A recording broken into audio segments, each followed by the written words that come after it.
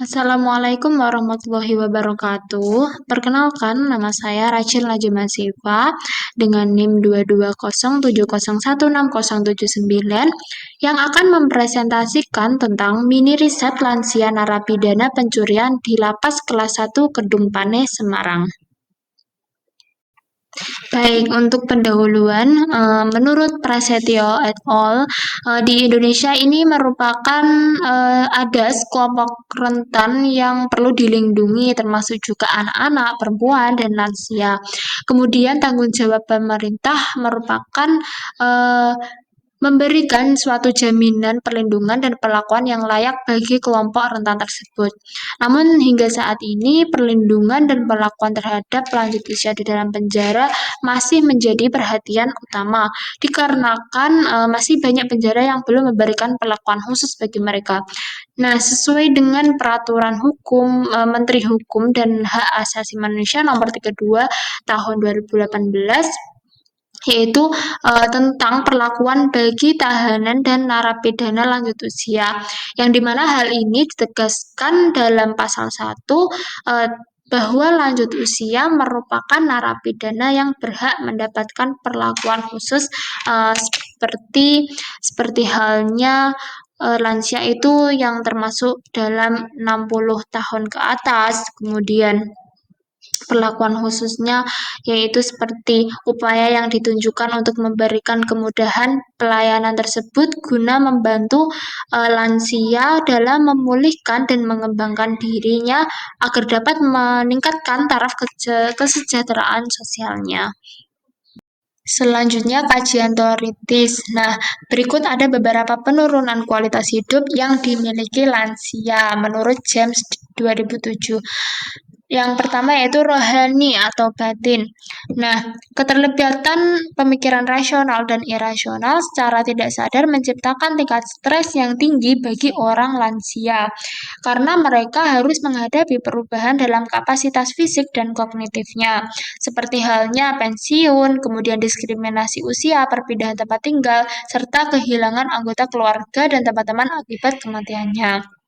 Yang kedua yaitu penurunan dan peningkatan emosi. Ada korelasi yang signifikan antara emosi dan kognisi yang dapat kita amati melalui penggunaan panca indera pada individu yang cenderung marah. Hal ini sesuai dengan teori sosioemosional yang menyatakan bahwasanya sensitivitas terhadap konteks sosioemosional cenderung menurun seiring bertambahnya usia, dikarenakan penurunan tingkat penularan emosi yang mengakibatkan kesulitan dalam berekspresi, seperti halnya respon terhadap stres, kemudian kecepatan berjalan, dan tulisan tangannya. Yang ketiga yaitu ada penurunan fisik, yang dimana seorang lanjut usia itu sering mengalami stres atau kecemasan ketika dihadapkan pada tugas-tugas baru dan kompleks, karena mereka khawatir akan kehilangan kemampuan fisik mereka yang menurun. Kemudian melalui latihan yang teratur, mereka dapat meningkatkan rasa percaya diri dan lebih mampu mengendalikan diri.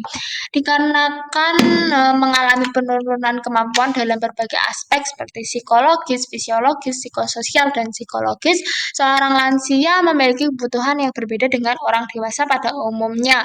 Oleh karena itu, penting untuk memperjuangkan kondisi perawatan yang sesuai untuk mereka agar nilai-nilai HAM tetap dijunjung tinggi.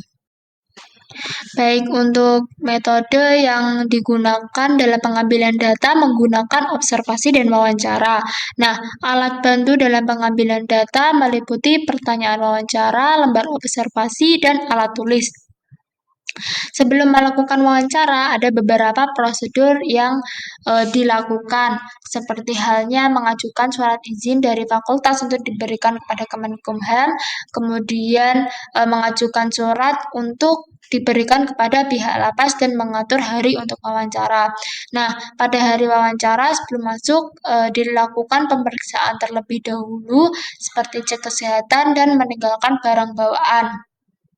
Setelah melakukan prosedur tersebut, kemudian diarahkan untuk masuk dan dipertemukan oleh subjek yang akan diwawancara. Nah, berikut ini merupakan hasil wawancara dan observasi.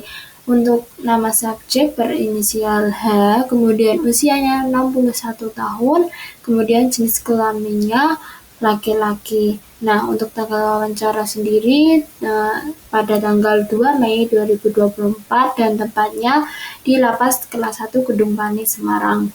Nah, kronologinya yaitu dikarenakan bahwa faktor ekonomi dan istrinya tuh terus-menerus meminta uang kebutuhan. Subjek awalnya bekerja di showroom mobil, namun masih merasa gajinya tidak cukup. Kemudian juga karena faktor lingkungan dan desakan, akhirnya subjek memutuskan untuk mengikuti komplotan pencuri. Nah, subjek awalnya tuh mencuri di satu toko emas, kemudian semakin tahun semakin bertambah hingga sudah sampai keliling Indonesia. Nah, total uang yang dicurinya pernah mencapai 300 sampai 500 miliar. Nah, subjek dikenai hukuman sampai 2 kali penjara.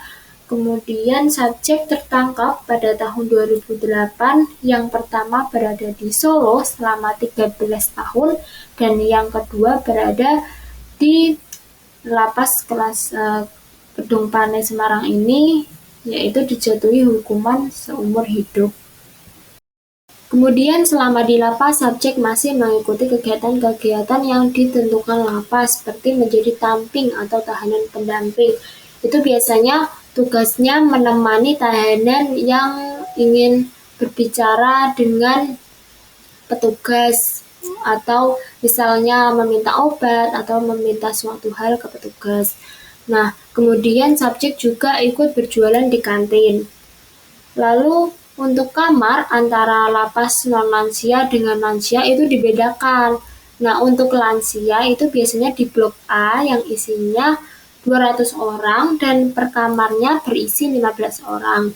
Nah, untuk keadaan biologis subjek terlihat sehat namun terlihat agak kurus karena subjek mempunyai penyakit gula yang dimana mulai sakitnya itu umur 40-an. Nah, untuk keadaan psikologis subjek ketika merasa agak stres atau pusing biasanya ditinggal tidur atau makan atau bahkan istirahat. Nah, sistem ingatan subjek tidak terlalu mengalami demensia. Namun ketika kakaknya menengok, subjek itu lupa dikarenakan sudah sangat lama kakaknya tuh tidak pernah menengok. Yang sering menengok selama ini tuh anaknya begitu. Nah, harapan hidup yang dimiliki subjek di sisa hidupnya hanyalah memikirkan anak dan ingin selalu bertemu anak dan cucu-cucunya. Karena subjek itu sudah tidak mempunyai istri dan subjek sudah 3 kali bercerai dengan istrinya.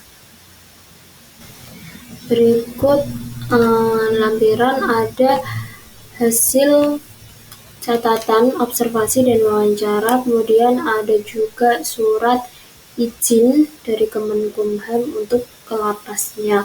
Disclaimer, ini tidak ada fotonya dikarenakan si subjek agak kurang berkenan.